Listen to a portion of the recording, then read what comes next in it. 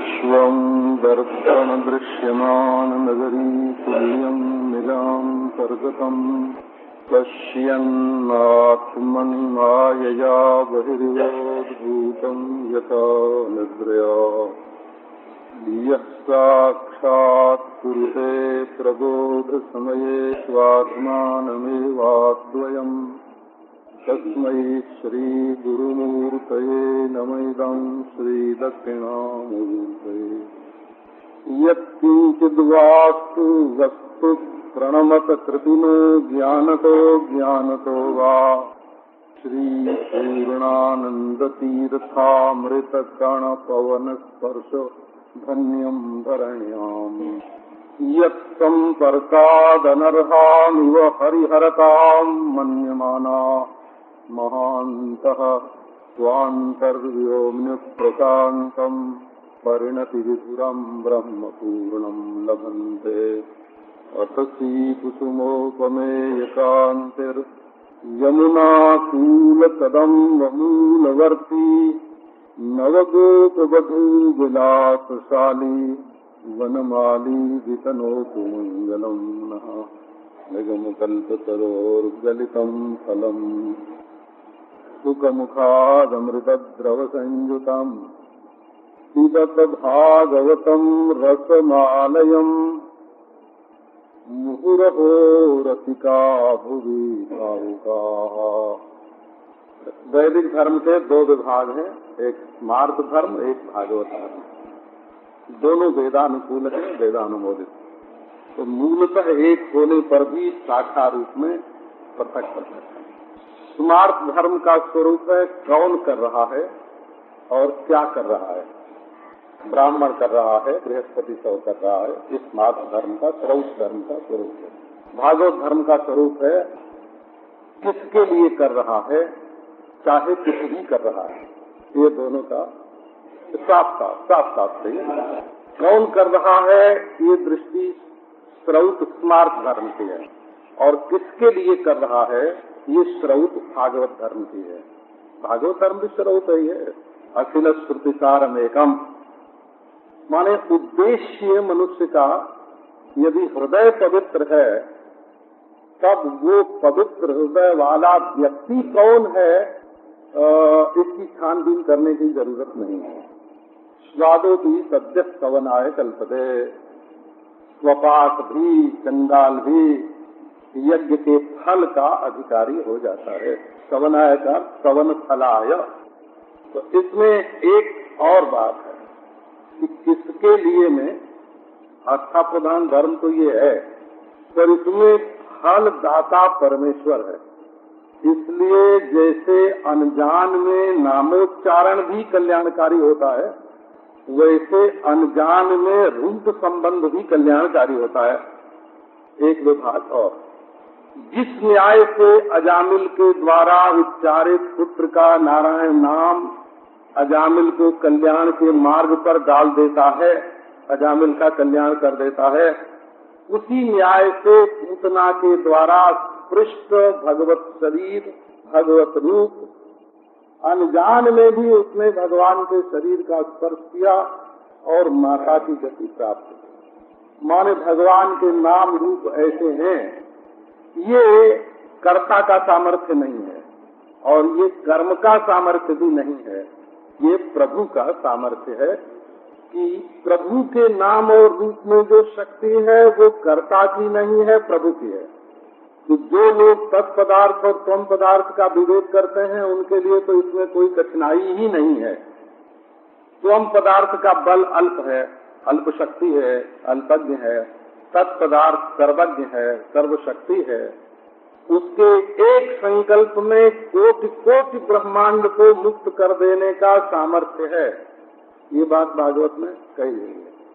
न चैवं विस्मय कार्यो भवता भगवत्यजे योगेश्वरेश्वरे कृष्णे यत एतद विमुच्यते यत एतद विश्वम विमुच्यते। उसका संकल्प होए, मायाधिपति है, अपनी माया को हुक्म कर दे, तिरछी नजर से माया को देख ले, तो कोटि कोटि ब्रह्मांड और तदंतरवर्ती जीवों को क्षण भर में मुक्ति मिल जाए, ये सामर्थ्य भगवान में है। तो भक्त वो है जो भगवान के बल पर जीता है, और धर्मात्मा वो है जो अपने बल पर जीता है। ये भक्ति सिद्धांत और धर्म सिद्धांत में ये वैदिक होने पर भी, वैदिक होने पर भी अवान्तर भेद है। इसको अवान्तर भेद बोलते हैं। जाति धान्य पिता स्वर्गम, पूतना का बड़ा बढ़िया वर्णन है। इससे भी पहले गोकुल में आने का जो वर्णन है ना, आने के बाद एक और तो ज्योतिषी बुलाए गए, वेदज्ञ ब्राह्मण बुलाए गए, स्वस्तिन का पाठ हुआ, पुण्याह वाचन हुआ, और दूसरी ओर हरिद्रा तैल चूर्णाद भी सिंचंतो जनमुज्जगु, किसी के ऊपर हल्दी फेंक रहे हैं, किसी के ऊपर तेल फेंक रहे हैं, किसी के ऊपर अबीर फेंक रहे हैं, किसी के ऊपर पानी फेंक रहे हैं, लोधे का लोधा मक्खन एक दूसरे के ऊपर डाल रहे हैं। तो ये कौन सा धर्म हो रहा है? बोले किसी का नाम भागवत धर्म है, क्योंकि भगवान के जन्म की खुशी में कोई नाच रहा है, कोई गा रहा है, कोई बजा रहा है, कोई हंस रहा है, कोई हंसा रहा है। पशुओं को रंग दिया हो, आंगन और घर बिल्कुल सींच दिया, झाड़ू लगा के उसके बाद सींच दिया, लीप दिया, पोत दिया। ये किसके लिए? अरे भगवान जो आए हैं ना। और तो भगवान तो उनको मालूम ही नहीं है, नंद बाबा के लाला हुआ है। अब नंद लाला के संबंध से ये जो काम किया गया वो सब भागवत धर्म हो गया। नाचना, गाना, बजाना, और घर साफ करना, पशुओं को संवारना, तेल, अबीर, पानी एक दूसरे पर डालना, नवनीतैश्च शिक्षुको, एक दूसरे के ऊपर मक्खन फेंक रहे हैं। अब ये बात तो नहीं है भाई, दूसरे धर्म में तो नहीं है कि मक्खन फेंकना कोई धर्म होता है। बोले नहीं, भगवान की श्री कृष्ण जन्म की खुशी में श्री कृष्ण के लिए क्या कर रहे हैं? का मक्खन फेंक रहे हैं। ठीक है, ये भी भागवत धर्म है। तो माने ये केवल वैदिक मंत्र बोलने से ही होता हो तो बात नहीं है, और केवल यज्ञोपवीतादि संस्कार संपन्न नहीं करें तो बात भी नहीं है, और ये केवल वैदिक मंत्रों के उच्चारण से हो गए तो भी नहीं है।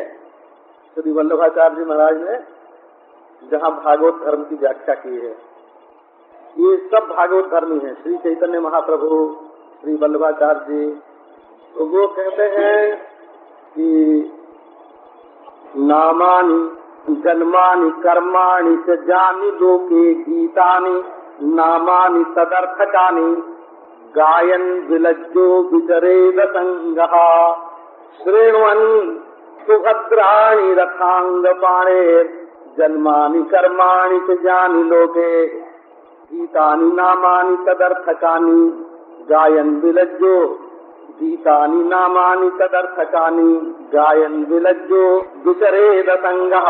देखो धर्म का ये सरल सार्वजनिक रूप है। आप निश्चय समझो, जो धर्म पिछड़े हुए को आगे नहीं बढ़ावेगा उसको धर्मी नहीं मिलेंगे, जो गिरे हुए को ऊपर नहीं उठावेगा उसको धर्मी नहीं मिलेंगे। जिसमें मूर्खों का संग्रह नहीं होगा वो धर्म भी आगे नहीं बढ़ेगा। जिसमें वनवासियों का, गिरिवासियों का संग्रह नहीं होगा वो धर्म अपने को सुरक्षित कैसे रख सकेगा। धर्म का तो एक चमत्कार होना चाहिए कि वो पतित को पावन बना देता है। ये चमत्कार होना चाहिए धर्म में। पावन को पावन बनाया तो क्या बनाया? ये भागवत धर्म है। वो अति पाप प्रसक्तो भी ध्यायन् निमिषमच्युतम् भूयत् तपस्वी भवति पंक्ति पावन पावनः। और भगवान का ध्यान किया, पाप की खोज छूट कर गिर पड़े, मेरी चीज आग में डाली और मैल जल गई। ये भगवान का नाम, ये भगवान का रूप। ये चीज से एक तो ऐसी बात भागवत में कही हुई है जो दूसरी जगह ढूंढने पर मुश्किल से मिलेगी। भयादेरिव सदा यातो निरर्थस्यात् भयादेरिव सत्तम, 11वें स्कंद में श्लोक है। उसका अर्थ है कि जैसे किसी आदमी को कुत्ता खदेड़ रहा हो और वो कुत्ते से डर जाए, डर के भागते भागते मंदिर में घुस जाए। वो कोई हे नाथ, हे जगन्नाथ रक्षा करने की प्रार्थना नहीं की उसने, लेकिन वो भाग के मंदिर में गया तो भगवान उसके भाग के आने को क्या समझेंगे कि ये कुत्ते के डर से आया है कि हमारे पास आया है। तो बोले बस भगवान को कथनचिन ने क्षते पृथक, तो ये देखते हैं मेरे पास आया है, कुत्ते के खदेड़ने से आया है कि वेदाज्ञा से आया है, ये नहीं देखते हैं। ये देखते हैं कि मेरे पास आया है। तो सदा या तो निरर्थक से आपके, तो उसका वो मंदिर में भाग कर जाना निरर्थक होगा क्या? बोले नहीं, निरर्थक नहीं होगा, वो भी सार्थक होगा।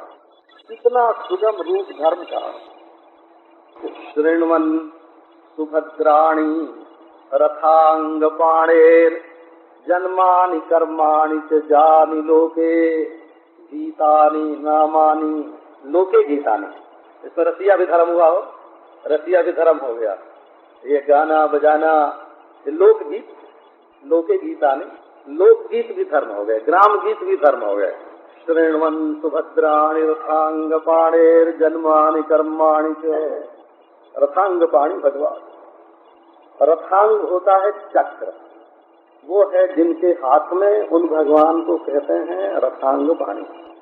ये जो काल चक्र है ना, ये घूमता रहता है। इसमें कहीं जो पहले और पीछे की लकीर खींची जाती है वो बिल्कुल झूठी मानसिक होती है। काल अनादि है, काल प्रवाह रूप से नित्य है। अच्छा, और प्रवाह के रूप से न देखें, अखंडता की दृष्टि से देखें कि काल अखंड है तो अधिष्ठान से अभिन्न है। जो वस्तु अखंड होते हैं वो अधिष्ठान से अभिन्न होते हैं। इसमें जो लोग सोचते हैं ना कि 5000 वर्ष पहले क्या कहा गया और 500 वर्ष पहले क्या कहा गया और 5 वर्ष पहले क्या कहा गया, वो उस बात में जो सच्चाई है उसके ऊपर तो धूल डाल देते हैं और 4 दिन आगे और 4 दिन पीछे गिन करके बरस गिनने लगते हैं। अगर बात में सत्य है, परमार्थ का निरूपण है, तो चाहे 4 दिन बाद कही गई हो, चाहे 4 दिन पहले कही गई हो, इससे क्या बनता बिगड़ता है। इसलिए ऐतिहासिक दृष्टि से शास्त्रों को तौलना वस्तु दृष्टि से ठीक नहीं होता है। बोलो देखो भाई, ये शास्त्र लिखा गया कहाँ? ये तो गंगा जी के तट पर बैठ करके लिखा गया, बड़ी पवित्र कुटिया में, और अष्टगंध की चाही थी और अनार की कलम थी और स्नान करके लिखा गया। तो हम पूछते हैं कि उसमें जो लिखा गया है तो सच है कि झूठ है? वो परमार्थ है कि कल्पित है? यदि सत्य वस्तु का प्रतिपादन है तो वो चाहे भटियार के घर में लिखा गया है, लेकिन सत्य है, सत्य सत्य है। वस्तु की दृष्टि से कीमत होती है, किस स्थान पर लिखा गया इस दृष्टि से कीमत नहीं होती है। तो अपने शास्त्रों को तौलने का जो ढंग है उसमें स्थान की महिमा और काल की महिमा नहीं है, वस्तु की महिमा है। उसमें भगवान है कि नहीं, उसमें परमार्थ है कि नहीं, उसमें सदाचार की प्रेरणा है कि नहीं, उसमें सद्भावना है कि नहीं, उसमें संयम है कि नहीं। यदि उसमें बढ़िया बढ़िया बातें भरी हुई हों तो आज की लिखी नहीं है, शाश्वत है, और वो कल नहीं लिखी जाएंगी, वो पहले से लिखी हुई हैं, शाश्वत हैं। तो भारतीय प्रणाली जो रही वस्तु को तौलने की, वो देश काल की प्रधानता से नहीं रही, वस्तु की प्रधानता से रही। वस्तु यदि परमार्थ का स्पर्श करती हुई है, परमार्थ को लखाए रही है, जगमग जगमग जगमग उसमें परमार्थ की ज्योति जल रही है, तो उसके कर्ता को भूल जाओ, उसके काल को भूल जाओ। हमारा कोई भी उत्तम ग्रंथ का कर्ता अपने को नाम ही नहीं देता कि कौन करता है, काल ही नहीं देता कि कब लिखा गया, स्थान नहीं बताता कि ये किस देश में पैदा हुआ था, दक्षिण भारत में कि उत्तर भारत में। सबके लिए आजकल के लोग विवाद करते हैं कि ये मिश्र जी थे, तो क्या मिश्र जी मैथिल थे कि दक्षिणात्य थे, इस बात को लेकर के लड़ाई करते। अरे भाई कहीं के रहे हो, परंतु जो कुछ कहा है उस पर तो ध्यान दो। तो ये जो भगवान की लीला कथा है, श्रृण्वन सुभद्राणि रथांग पाणेर, काल चक्र भगवान के हाथ में है, और उनके जो जन्म कर्म है वो परम कल्याणमय, परम मंगलमय सुभद्राणि है। वेद तो कहता है भद्रं कर्णेभिः शृणुयाम, हम अपने कानों के द्वारा भगवान का मंगलमय चरित्र सुने। भवद रमयति, सुनते ही परमानंद दे, उसका नाम भद्र। बोले कि नहीं, ये भगवान का जो लीला चरित्र है वो तो सुभद्रम है, भद्रम नहीं, सुभद्रम। भद्रं कर्णे विष्णुयाम। अरे बाबा सुभद्रम शृणु, भद्रमपि बातय में मनः, हमारे मन को भद्र से भर दो। शृण्वन् सुभद्राणि रथांग पाणे। रथांग पाणे का दूसरा अर्थ ये है कि महाभारत युद्ध में भक्त और भगवान की होड़ लग गई। ये भगवान बीच में तो पड़ जाते हैं जगह जगह पर, लेकिन हार नहीं पड़ता है। जीत भक्तों की ही होती है। भगवान की शक्ति से ही शक्तिमान है भक्त, परंतु जीत भक्तों की होती है। भागवत धर्म के अनुसार भगवान से बड़े भक्त हैं, इसमें कोई संदेह नहीं। श्री कृष्ण ने प्रतिज्ञा की कि मैं महाभारत युद्ध में अस्त्र ग्रहण नहीं करूंगा, और भीष्म पितामह ने प्रतिज्ञा की कि मैं अस्त्र ग्रहण कराऊंगा। जो मैं हरिहीन शस्त्र गहाऊं, तो लाजों गंगा जननी को संतनु सुत न कहाऊं। मैं अपने बाप का असली बेटा नहीं, लो, मैं अपनी माँ का बेटा नहीं, अपने बाप का बेटा नहीं, अपनी माँ बाप का बेटा नहीं। अगर मैं कृष्ण से चक्र, यदि श्री कृष्ण से अस्त्र न धारण कराऊं। जब होड़ लगी महाराज, तो भगवान ने सोचा कि हम तो एक बार जीत करके चले जाएंगे वैकुंठ में, कि फिर निराकार निर्गुण हो जाएंगे, उससे लोगों को क्या लाभ होगा। और यदि भक्त जीत जाएगा तो संसार में हमेशा भक्त होते रहेंगे, उनके जीतने की आशा लोगों के मन में बनेगी, इसकी बात पूरी होगी। हमेशा का कल्याण तो इसी में है ना, हमेशा भक्त रहेंगे, हमेशा जीतेंगे। भगवान ने कहा ठीक है भाई, मेरी प्रतिज्ञा टूट गई, भक्त की प्रतिज्ञा जीत गई। ये रथांग पाणे। तब हाथ में उठाया रथांग, वाह पटपीत घी परान, कर धरि चक्र चरण कौ धावन नहीं विसरत भगवान। गतोत्तरीय हरिदिव हंतु विभाम गतोत्तरीय। जैसे सिंह हाथी को मारने के लिए दौड़े, वैसे श्री कृष्ण भीष्म पितामह को मारने के लिए दौड़े, और पीताम्बर उनका कंधे पर से उतर के धरती पर गिर गया। गतोत्तरीय, वो जो उनका सांवरा सांवरा शरीर पूरा लोगों को देखने में कभी नहीं आता था, पीताम्बर से ढक के रखते थे, वो शर्म भी छूट गई, वो शर्म भी छूट गई। गतोत्तरीय, यही रथांग पाणी। इसमें भगवान का भक्त वात्सल्य है। भगवान अपना ख्याल नहीं रखते, अपने भक्त का ख्याल रखते हैं। अपनी प्रतिज्ञा का ख्याल नहीं करते, अपने भक्त की प्रतिज्ञा का ख्याल करते हैं। तो रथांग पाणी का ये जो जन्म कर्म है ना, शृण्वन् सुभद्राणि रथांग पाणेर जन्मानि कर्माणि च जानि लोके गीतानि। रसिया भी सुनो, लोकगीत भी सुनो, ग्राम गीत भी सुनो। ये मत कहो कि ये अपशब्द है। भाषा अथवा संस्कृत करत भेद ब्रह्म छेद। विचार सागर वालों ने कहा कि ब्रह्म वेद आही ब्रह्म वेद। जिसने ब्रह्म को जान लिया वो ब्रह्म वेदता है, ब्रह्म है। जिसने ब्रह्म को जान लिया वो ब्रह्म वेदता। ताकि वाणी वेद, भाषा अथवा संस्कृत, भाषा संस्कृत भी कर दिया हो, संस्कृतों की भाषा हो। करत भेद ब्रह्म छेद, भेद भ्रम का उच्छेद कर देता है। ये मत देखो कौन बोलने वाला, कौन सी भाषा, शुद्ध की अशुद्ध, ये देखो कि उसमें भगवान का वर्णन है कि नहीं। ज्ञान लोके गीतानी। तो वल्लभाचार्य ने इसकी व्याख्या करते हुए कहा कि यदि वैदिक मंत्र का शुद्ध उच्चारण होवे, तब तो उससे अपूर्व की उत्पत्ति होती है। मंत्रो ही न स्वरतो वर्णतो वा मिथ्या प्रयुक्तो न तमर्थमाह।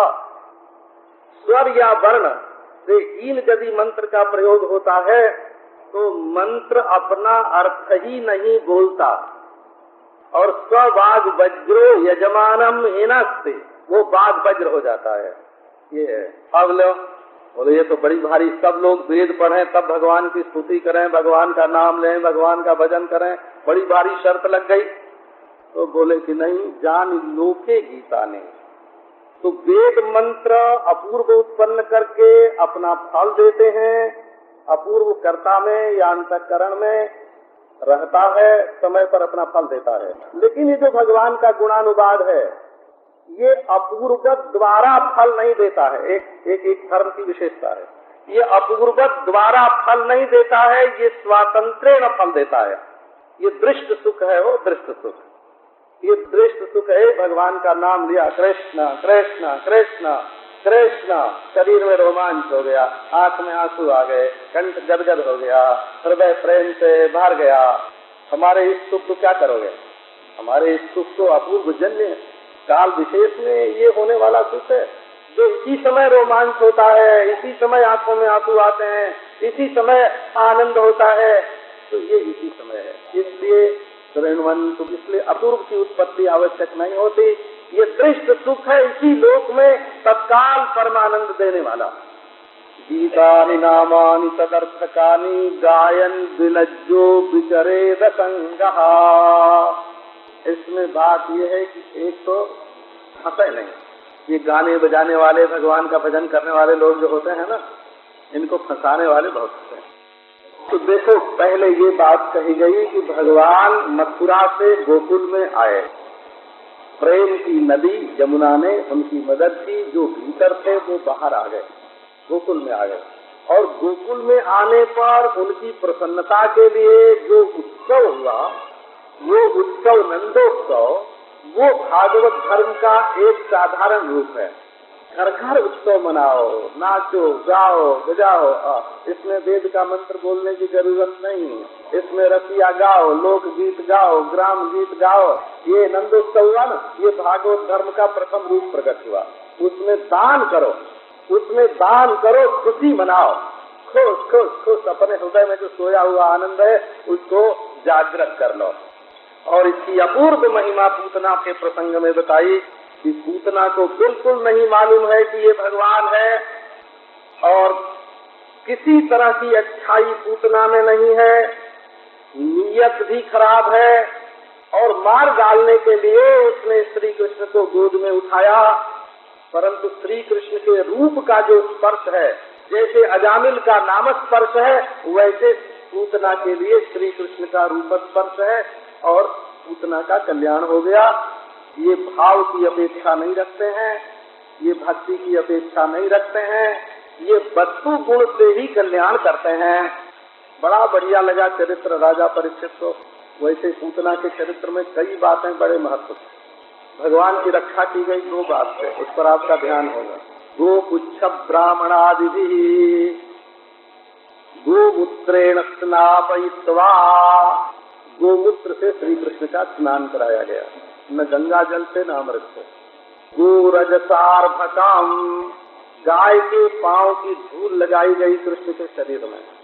रक्षाम चक्रुश्च सकृता, गाय का गोबर लेके जगह जगह जगह बिंदी लगा दी गई शरीर में, और गाय की पूंछ लेकर शरीर पर घुमा दी गई। बस ये हो गई श्री कृष्ण की रक्षा। ईश्वर की रक्षा के लिए इतना ही आवश्यक है। यदि ईश्वर को बरकरार रखना है तो गाय का गोबर, गाय का मूत, गाय के चरणों की धूल, गाय की पूंछ, इनकी जरूरत पड़ेगी ईश्वर की रक्षा के लिए। और दूसरी चीज जो आई है उसमें ये है कि हरिर्विदध्यात् मम सर्वरक्षाम अव्याद अजोंघ्री महिमा तवजान्वतोरु। तो भगवान के नाम की महिमा है। वो कहते हैं कि भगवान की रक्षा करने वाला भगवान का नाम है। तव नाम प्रबलेति भगवन तव रूपतो भी शक्ति तव नामने प्रबलेति मनमय। हमारी ये मान्यता है कि भगवान के रूप में जितनी शक्ति है उससे अधिक शक्ति भगवान के नाम में है। त्रिभुवन की रक्षा करते हैं भगवान, और भगवान की रक्षा करता है भगवान का नाम। तो पूतना के प्रसंग में ब्रजवासियों ने ये भागवत धर्म का हार्द प्रकट कर दिया, भागवत धर्म का हार्द प्रकट कर दिया कि नाम ही इसमें मुख्य पदार्थ है। और ये हुआ कि जब पूतना को ब्रह्मा जी ने प्रसंगवश पूतना की याद की है, ईशाम घोष निवासिनाम उत भवान किम देवराते नः चेतो विश्वफलात् फलम त्वदपरम पुत्राप्ययन् मुह्यति सद्वेषादिव पूतनापि सकुला त्वामेव देवापिता यद्धावार्थ सुहृत प्रियात्मतनय प्राणाशयाः त्वत्कृते। ब्रह्मा जी बोले कि हे भगवान, हमारा दिमाग चकरा रहा है। श्री कृष्ण के सामने हाथ जोड़ के ब्रह्मा जी बोलते हैं कि हे कृष्ण, हमारा दिमाग तो चकरा रहा है। तो क्यों ब्रह्मा जी, आपके तो दिमाग भी चार हैं, कोई एक कोई तो घबरा जाए। ब्रह्मा जी के तो दिमाग भी चार चार है ना, चार चार, तो घबराते काहे तो है? वो नहीं महाराज, हमारे चक्कर आ रहा है। तो किस बात पर चक्कर आ रहा है? कहीं इसलिए कि ये गोकुल के रहने वाले हैं, गोश निवासी, ये जो गांव के गंवार, ग्वाले, यहीर, गाय चराने वाले, इनको आप क्या देंगे? अब देखो किसी किसी के दिमाग की आदत होती है ना, जो देना होगा तो भगवान दे लेंगे, ब्रह्मा जी काहे से टकराते हैं। पर किसी के गांव के फिक्र से काजी साहब दुबले क्यों हुए गांव के फिक्र से? अब ब्रह्मा जी व्याकुल, किम देवर आते थे ना, बोले कि ब्रह्मा जी संपूर्ण सत्कर्मों का, सत्पुण्यों का, सद्भावों का, सज्ञानों का फल मैं हूँ, तो मैं अपने आप को दे दूंगा इनको। बोले कि नहीं, हमको तो अगर तुम अपने को दे दोगे तो ऋण नहीं हो सकते इनसे, हम तो सोचते हैं कि तुमसे बड़ा फल चाहिए। बोले क्यों ब्रह्मा जी, हमारे अंदर क्या कमी है? तो कमी नहीं है, बकी जो आई पूतना वो माता का सा वेश बना करके आई, सद्वेशादिव, और सद्वेशादिव, द्वेष भी है वेश भी है। सद्वेशादिव पूतना सकुलम त्वामेव देवा पिता, उसके बड़े भाई को, उसके छोटे भाई को, उसको सबको तुमने अपना आप दे दिया, अपने आप में मिला लिया। तो जब पूतना के वंश को और पूतना को आप आत्मदान कर चुके, तो वही चीज जो पूतना को दी गई वही यदि ब्रजवासियों को देंगे, यद्धामार्थ सुरत प्रियात्म तनय प्राणाशया तत्कृते, जिनका घर तुम्हारे लिए, जिनका धन तुम्हारे लिए, जिनके प्राण, पुत्र, हृदय जिनका तुम्हारे लिए, उनको भी तुम यही दोगे, जो पूतना को दिया है वही उनको भी दोगे। ब्रह्मा जी कहते हैं हमारा दिमाग चकरा रहा है, तुमको ऋणी रहना पड़ेगा, अब हमेशा हमेशा के लिए तुम ऋणी हो गए भगवान इन ब्रजवासियों के। तो पूतना के प्रसंग में तो यही बात बताई कि भगवान जसोदा मैया के और जसोदा मैया की साथिन जो ग्वालिने हैं, वहाँ की जो गौएं हैं, जो श्री कृष्ण को दूध पिलाने वाली हैं, जान में अनजान में, जान में भी है अनजान में भी है, कृष्ण का सौंदर्य देख करके, उनके माधुर्य को देख करके गौएं मुग्ध हो जाती हैं। सभी गौओं के मन में इच्छा होती कि वो दिन कब होगा जब जैसे हमारा बछड़ा हमारे थन में मुंह लगा के हमारा दूध पीता है, वैसे श्याम सुंदर नंदनंदन मोर मुकुट वाले बगना पहने हुए आके हाथ के बल हमारे पास निहुक के बैठ जाएंगे और हमारे थन में मुंह लगा के दूध पीने लगेंगे। वो दिन कब होगा? हर गाय सोचती। तब भगवान ने जोग माया से कहा कि तुम ब्रह्मा का कान पकड़ के ले आओ, और वो बछड़ों को हरण करके यहाँ से, जो उन गायों के असली बछड़े हैं उनको हरण करके ले जाएं, तब हम सब गायों का बछड़ा बन करके उनका दूध पिएंगे। भगवान ने गायों की भी इच्छा पूरी की हो। वो न तो कान्य कुब्ज थी, न गौड़, न सरजू पारीन, वो तो गाय थी, गाय। ये भागवत धर्म का स्वभाव यही है। राजा परीक्षित ये लीला सुनकर श्री कृष्ण की ऐसे रसिया बन गए श्रवण के। अथान्यदपि कृष्णस्य का चरितम अद्भुतम। और सुनाओ महाराज। तो क्यों? तो ये जो श्री कृष्ण की लीला है, इसके सुनने से बड़ा फायदा होता है, रोग दूर हो जाता है। जृण्वतोपैत्यरतिर् वितृष्णा सत्वञ्च शुद्ध्यत्य चिरेण पुंसः भक्तिर्हरौ तत्पुरुषे च सख्यम तदेव हारम वद मन्यसे चेत।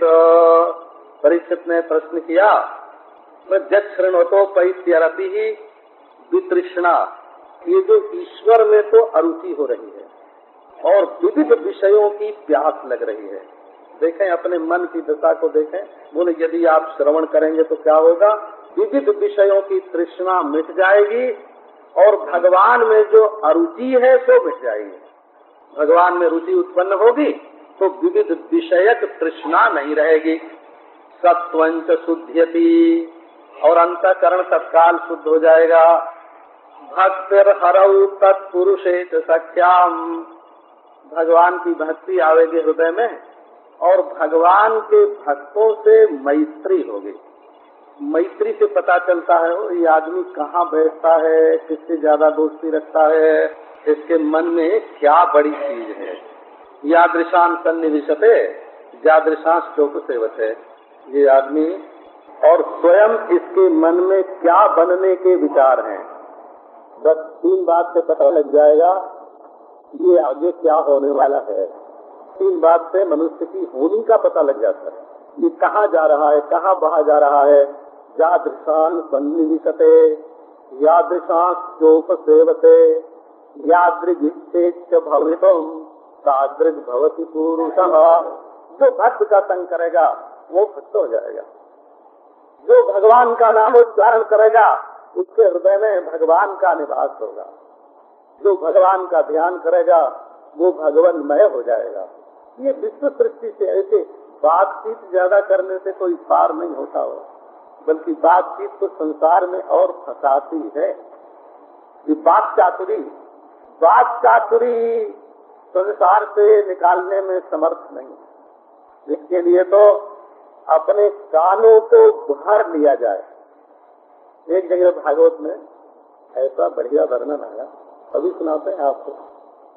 ये बाबा जी लोग कैसे हो गए। ये बाबा जी लोग जो होते हैं कि क्या सब के सब भगवान का पहले दर्शन कर लेते हैं तब उनके नाम पर घर से निकलते हैं।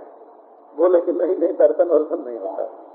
तो ये तो सुन सुन के भाग जाते हैं। सुनते हैं भगवान की लीला, थोड़ी सी सुनते हैं और सुनने के बाद यद अनुचरित लीला कर्ण पीयूष विप्रुत सकृतन विभूत द्वंद्व धर्मा विनष्टा। मर गए बेचारे, मर गए। अब पत्नी छूट गई, पति छूट गया, द्वंद्व धर्म नष्ट हो गया, गृहस्थ धर्म में बाधा पड़ गई। ये क्या हुआ कि एक दिन श्री कृष्ण के अनुचरित लीला का एक पीयूष बिंदु, एक अमृत बिंदु केवल एक बार इनके कानों में पड़ा था। इससे घर गृहस्थी चौपट हो गई, मर गए बेचारे। सपद गृह कुटुम्बम दीन मुत्सृज्य दीना, घर को छोड़ दिया, कुटुम्ब को छोड़ दिया, रोते हुए माता पिता को छोड़ दिया, अनाथ कर दिया माता पिता को, अपनी पत्नी को अनाथ कर दिया और बहवैया विहंगा भिक्षु दर्जाम चरंती, चिड़िया की तरह रहते हैं पेड़ के सहारे हैं और मांग के खा लेते हैं, पेड़ के नीचे सो लेते हैं। कई सब बाबा जीओ ने भगवान का दर्शन किया होगा, जब दर्शन नहीं किया है सिर्फ कान से सुना है। ये सिर्फ कान से सुन के सिर्फ ये दुर्दशा हुई। जो बाबा बच के रहना है इससे, संसार छुड़ाने के लिए तो ये बिल्कुल राम बाण औषधि है। तो अब देखो एक और बताते हैं, आपके ध्यान में बात होगी कि श्री कृष्ण गोकुल में या वृंदावन में हथियार नहीं उठाते हैं। ये तो आपको मालूम ही है। उतना जहर लेके आई तो उसको चूस लिया हो, चूस लिया।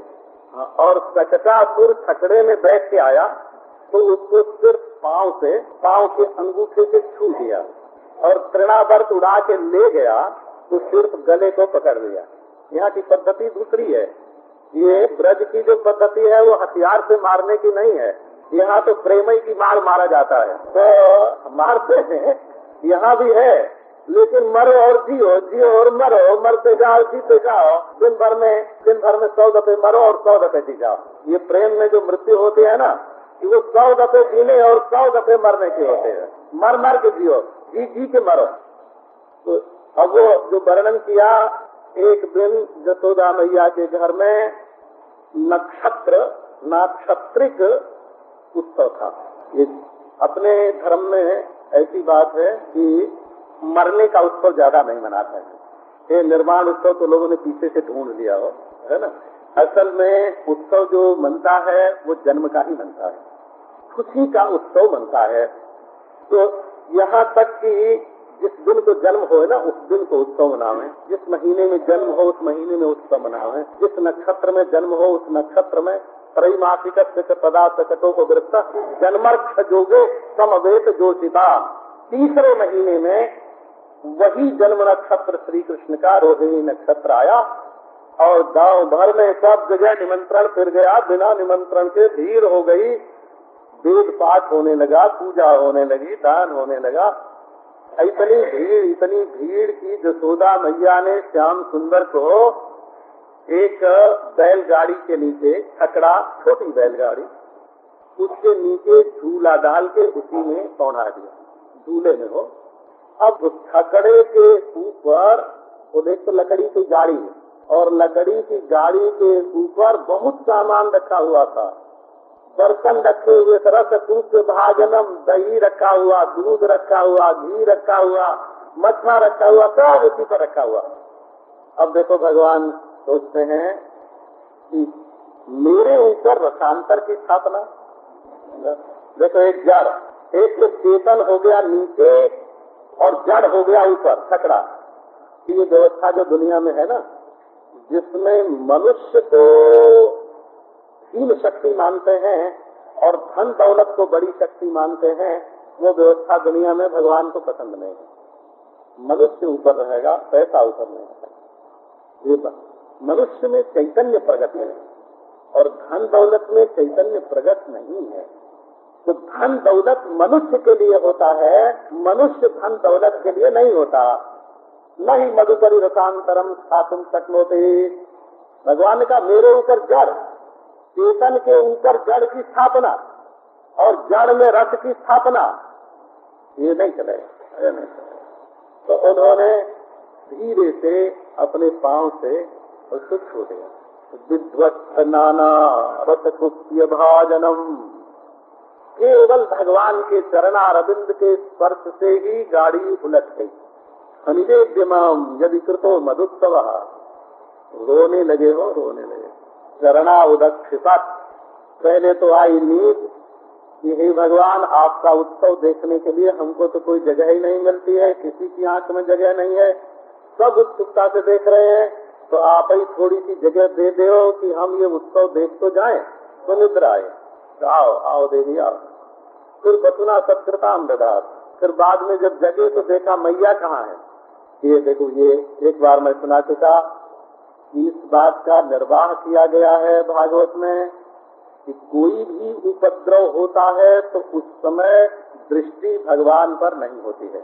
समागतान पूजयति ब्रजौकतः नैवाश्रणोद्वै रुदितम सुतस्य सा रुदन स्तनार्थी चरणावदक्षिपक। जसोदा मैया भीड़ की पूजा में लग गई। कौन कौन रिश्तेदार आए हैं, कौन कौन नातेदार आए हैं, किनके घर से 4 लड्डू आ रहा है, किनके घर से 6 लड्डू आ रहा है, फिर भेजना पड़ेगा ना। तो गिन के लिख लो। अब इस व्यवहार में जब यशोदा मैया पड़ गई तो भगवान ने कहा कि मैं तो सब कुछ छोड़ के, बैकुंठ छोड़ के, गोलोक छोड़ के मैया के घर में उसका लाला बनने के लिए आया, और ये हमको नहीं देख रही है, आए गए तो देख रही है, हमारा इसको ख्याल ही नहीं है। कहता देखो हम ऐसा कुछ करते हैं कि सिर्फ मैया ही नहीं, सब लोग मेरी ओर देखने लग जाए। इसको निरोध बोलते हैं, निरोध बोलते हैं। सबके मन का निरोध करने के लिए, अपनी ओर आकर्षण करने के लिए, और अपने पांव से जड़ छकड़े को छू दिया। भगवान के स्पर्श मात्र से, अरे जड़ छकड़ा तो उलट गया हो, उलट गया मैंने जड़ से चेतन हो गया, और जड़ता उलट जाएगी तो क्या चेतन ही तो होगी, चेतनता ही तो होगी, और क्या होगी। भगवान के चरण स्पर्श मात्र से चैतन्य हो गया, और उसके ऊपर जो रसांतर स्थापित था तो सब बह गया। अब भगवान ही सबसे ऊपर हो गए। बस बस भगवान के चरणारविंद के स्पर्श से गोपों ने आके फिर छकड़े को जब सीधा किया तो वर्णन है कि ब्राह्मणों ने आकर के उसकी पूजा की। जब तक वो भगवान के ऊपर चढ़ा बैठा था जड़, तब तक तो उसमें असुर का निवास था, और जब भगवान के चरणों का स्पर्श हो गया तो वो चिन्मय हो गया, चेतन हो गया। अब देखो ये भागवत धर्म है। हमें ये नहीं देखना है कि चीज क्या है, देखना ये है कि उसके साथ भगवान का संबंध, उसके साथ भगवान का स्पर्श है कि नहीं है। तो होम हुआ, ब्राह्मण लोगों ने खूब दान कराया। दान का कोई निमित्त आवे तो उसमें संकोच नहीं करना चाहिए, जब देने का मौका आवे तो देना चाहिए।